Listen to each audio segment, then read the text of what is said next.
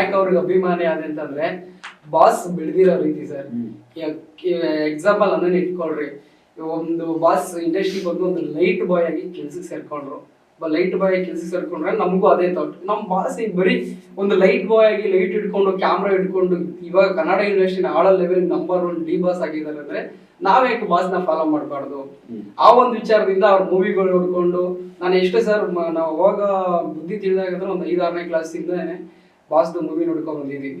ಅವಾಗಿಂದ ಅವ್ರಿಗೆ ಹುಚ್ಚ ಅಭಿಮಾನಿ ನಾವು. ಅವ್ರು ಬೆಳೆದಿರೋ ರೀತಿ ಆಗಿರ್ಬೋದು ಸರ್, ತುಂಬಾ ಕಷ್ಟದಿಂದ ಬೆಳೆದಿರೋ ವ್ಯಕ್ತಿ ಸರ್.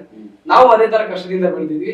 ಅದಕ್ಕೆ ನಾವು ಅವ್ರನ್ನೇ ಫಾಲೋ ಮಾಡೋದು, ಅವ್ರಿಗೇನೆ ಜೈ ಅನ್ನೋದು, ಅವ್ರಿಗೇನೆ ಜೈಕಾರ ಹಾಕೋದು, ಮನ್ಸಲ್ಲೂ ಅವ್ರನ್ನೇ ಪೂಜೆ ಮಾಡೋದು ಸರ್. ಇವಾಗ ತಿಳ್ಕೊಳ್ಳಿ ಸರ್, ಯಾವ್ದೇ ಹೀರಾದ್ರೂ ಒಂದು ಯಾವ್ದು ಹೆಸರು ಹಾಕ್ಸ್ಕೊಂಡಿಲ್ಲ.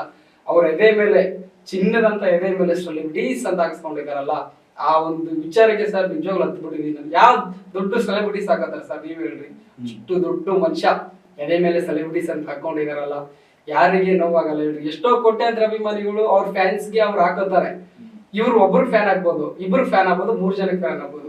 ಕೋಟ್ಯಾಂತರ ಲಕ್ಷಾಂತರ ಜನ ಅಭಿಮಾನಿಗಳು ಹೃದಯ ಮೇಲೆ ಹಾಕ್ಸ್ಕೊಂಡಿದಾರಲ್ಲ, ಆ ಒಂದು ಪ್ರೀತಿಗೆ, ಆ ಒಂದು ಗೌರವಕ್ಕೆ ನಾವು ಯಾವತ್ತಿದ್ರು ಚಿರಋಣಿ ಸರ್.